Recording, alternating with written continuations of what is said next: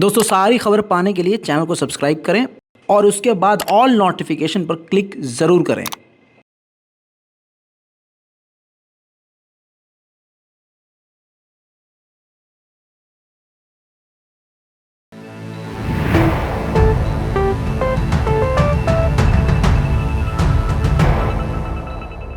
सलाम, नमस्ते, सत श्री अकाल। मैं हूं रज़ा और आप देख रहे हैं रज़ाग्राफी की मिडिल ईस्ट स्पेशल रिपोर्ट। तुर्की ने बड़ी धमकी दी है।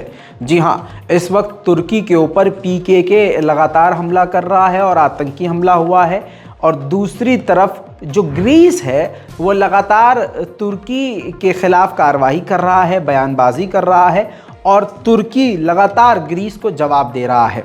ऐसे में तुर्की के डिफेंस मिनिस्टर ने बिना किसी का नाम लिए बड़ी धमकी दे दी है। बल्कि कहा यह जा रहा है कि ये सारी दुनिया के लिए ही धमकी है, खासकर जो तुर्की के दुश्मन हैं। और अभी फिलहाल टकराव की स्थिति ग्रीस के साथ है, तो माना यह जा रहा है कि ग्रीस को ये बड़ा एक चैलेंज है जो अब ये धमकी दी है। ग्रीस तुर्की पर गलत नज़र रखता है और बॉर्डर पर तुर्की का कहना है कि ग्रीस के आतंकवादी एक्टिव रहते हैं और बयानबाजी ग्रीस की तुर्की के खिलाफ काफ़ी ज़्यादा रहती है। बिल्कुल दोनों के बीच ऐसे वाली ठनी हुई है। इस बीच में आपको बता दूं कि तुर्की के डिफेंस मिनिस्टर ने धमकी दी है कि अगर हमारे देश को यानी तुर्की को कोई डराने की और धमकाने की कोशिश करेगा तो हम अपना S-400 तैनात कर देंगे। हमारा S-400 Russian made defence system, surface to air missile defence system पूरी तरह से हमारे हाथों में है। हम कभी भी उसको एक इशारे पर तैनात कर सकते हैं। दोस्तों, इसके बाद एक बात तो क्लियर हो गई है कि तुर्की एक बार फिर से सुर्खियों में है और कई देशों के साथ इसके अंदर ही अंदर टकराव चल रहे हैं। ऐसे में आपको ये भी बता दूं कि इसी S-400 की वजह से ही तुर्की से नाराज़ हो गया था अमेरिका, और अमेरिका ने अपने पैट्रियट सिस्टम देने से मना जब किया, तब तुर्की ने 2017 में डिफेंस सिस्टम S-400 रशिया से ले लिया, और इसी से चिढ़ के F-35 विमान देने से तुर्की को मना कर दिया। और अमेरिका कभी भी नहीं चाहेगा कि S-400 तुर्की तैनात करे। वहीं दोस्तों, दूसरी तरफ तुर्की लगातार अपने हथियारों में बढ़ोतरी कर रहा है। जहां दुनिया के बड़े बड़े देश घातक और एडवांस हथियार बना रहे हैं, उसी दौड़ में काफ़ी तेज़ी से दौड़ लगा रहा है तुर्की 5th जनरेशन का फाइटर जेट बना रहा है। आपकी स्क्रीन पर एक्सक्लूसिव फोटो, बिल्कुल ताज़ा तस्वीर लगा रहा हूं, इन तस्वीर को देख लीजिए। तुर्की का ये जो फाइटर जेट है ये TFX नाम का है, अभी अंडर कंस्ट्रक्शन है और काफ़ी जल्दी ये सामने आ जाएगा। दोस्तों, कहा यह जा रहा है कि F-22 से इसका साइज बड़ा है और F-35 से काफ़ी मजबूत और ताकतवर दिख रहा है। ऐसे में ये बड़ा झटका यूरोप और अमेरिका को तुर्की की तरफ से होगा। दूसरी तरफ तुर्की की ही बात हो रही है तो तुर्की में कल जोरदार भूकंप आया, जिसमें जो तीव्रता नापी गई है 5.9 की तीव्रता थी, जिसमें 70 लोग घायल हुए हैं। भूकंप जो है काफ़ी खतरनाक भी साबित हो सकता था, लेकिन गनीमत यह रही कि मौत किसी की नहीं हुई, लेकिन 70 से 72 लोग घायल बताए जा रहे हैं। तस्वीरें आपके सामने। Evet, şu an deprem oluyor. Millet hep aşağıya indi. Millet kaçıyor. Ben inmeye gerek yok ya. Bunlar iniyor da inmeye gerek yok.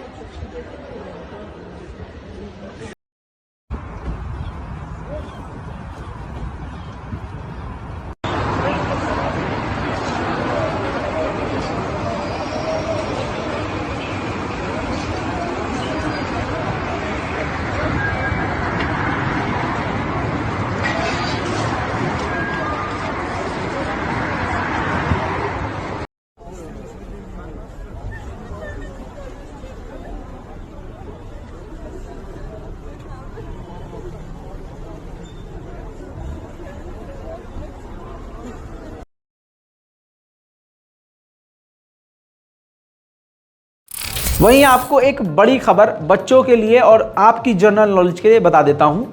Syria का जो हवाई एयर स्पेस है, हवाई जो रास्ते हैं, उसको कंट्रोल 2 देश करते हैं, रशिया और अमेरिका। उनकी इजाज़त के बिना कोई सीरिया के ऊपर से गुजर नहीं सकता। सीरिया के अंदर कोई एक फाइटर जेट छोड़िए, एक नॉर्मल जेट भी घुस नहीं सकता अमेरिका और रूस की इजाज़त के बिना। तो जब इस्तांबुल में तुर्की में धमाका हुआ, ज़बरदस्त आतंकी हमला हुआ, तो तुर्की ने तुरंत अमेरिका और रशिया से बात करी, इजाज़त ली। बिना इजाज़त के हमला नहीं किया, ये है सीधी बात।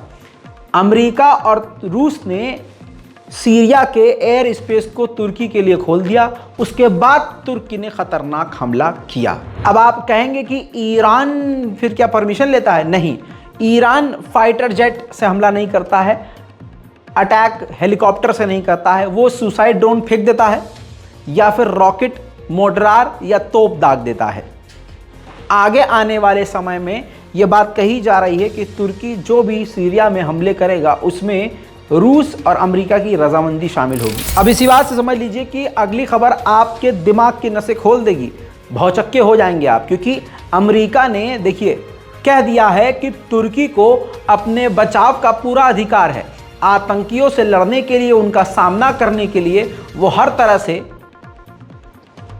फ्री है, कुछ भी करे, अटैक करे, लड़े भिड़े, कुछ भी करे। वहीं एक बार फिर तुर्की और सऊदी अरब करीब आ रहे हैं। काफ़ी समय बाद दोनों के रिश्ते बेहतरीन हो रहे हैं। अब सऊदी अरब ने अपना बड़ा दिल दिखाते हुए ऐलान कर दिया है $5 बिलियन वो तुर्की के बैंक में रखेंगे, जिससे तुर्की की सरकार को काफ़ी बड़ा फ़ायदा पहुंचेगा। कल वॉर अपडेट में मैंने आपको दिखाया था कि क्यूबा के प्रेसिडेंट रूस के दौरे पर हैं, व्लादिमीर पुतिन से उन्होंने मुलाकात करी है। उसके बाद कई बड़ी बातें हुई हैं, जिसके बाद तुर्की पहुंच गए हैं। जी हां, आपकी स्क्रीन पर देखिए, रूस से सीधा क्यूबा के प्रेसिडेंट इस वक्त तुर्की पहुंचे हुए हैं और कई अहम मुद्दों पर, खासकर हो सकता है ये व्लादिमीर पुतिन का पैगाम लेकर तुर्की के रजब तैयब एर्दोगान से मिले और कई अहम मुद्दों पर बात हुई हो।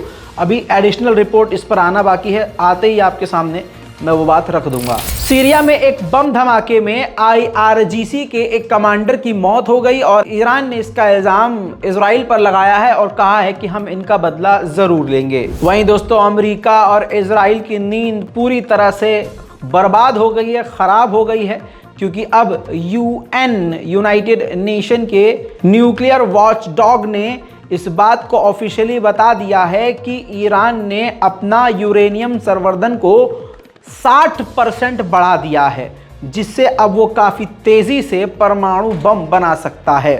इसके बाद अमेरिका की रिपोर्ट आई, अमेरिका भड़क गया और अमेरिका ने कहा कि हम किसी भी हाल में ये नहीं चाहते कि ईरान के पास परमाणु बम हो, हम इसको रोकने के लिए कुछ भी करेंगे। इनके पास खुद परमाणु बम है, लेकिन दूसरे के पास ना हो, इसके लिए इतने बेचैन हैं। यूरेनियम का संवर्धन बढ़ाने पर आलोचना अमेरिका, फ्रांस, ब्रिटेन, जर्मनी, इन सब ने ईरान की कर दी है। वहीं आपको ईरान के अंदर के हालात आपको मालूम है, ईरान के अंदर ज़बरदस्त अभी भी जो प्रदर्शन है, प्रदर्शन के नाम पर आतंक मच रहा है, तो ईरान ने अब सख्ती अपनाई है।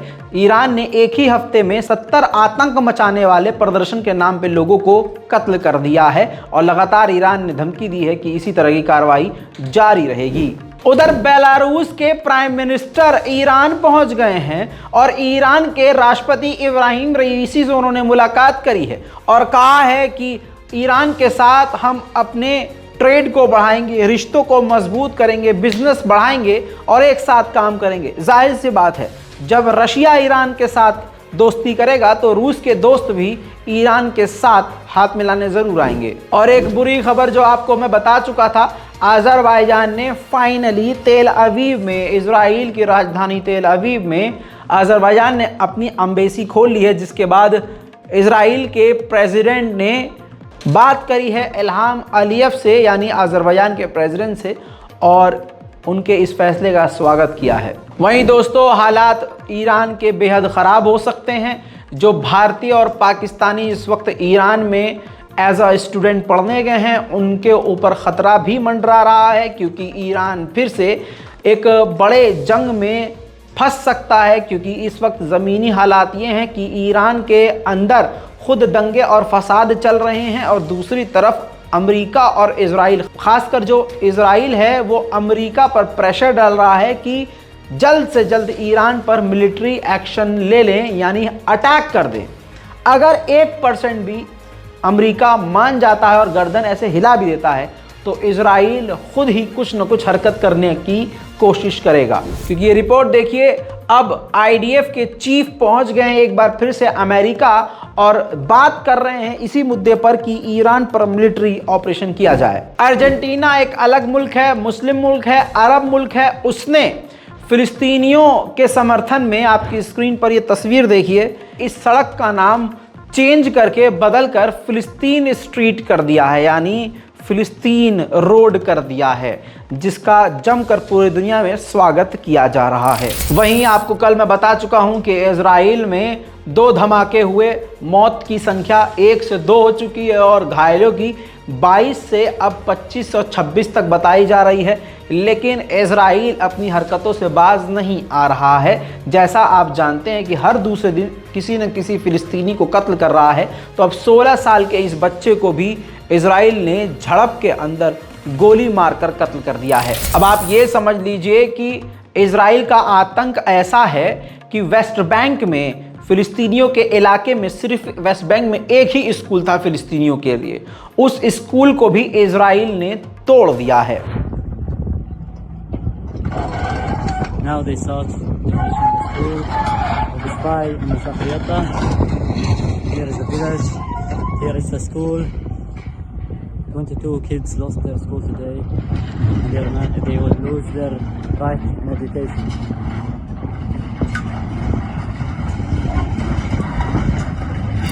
दोस्तों, आप फिलिस्तीनियों को भूल गए, लेकिन रज़ाग्राफी और हमारी टीम नहीं भूली। अगर आप सच में फिलिस्तीनियों के साथ हैं तो इस रिपोर्ट को शेयर ज़रूर करें। जय हिंद।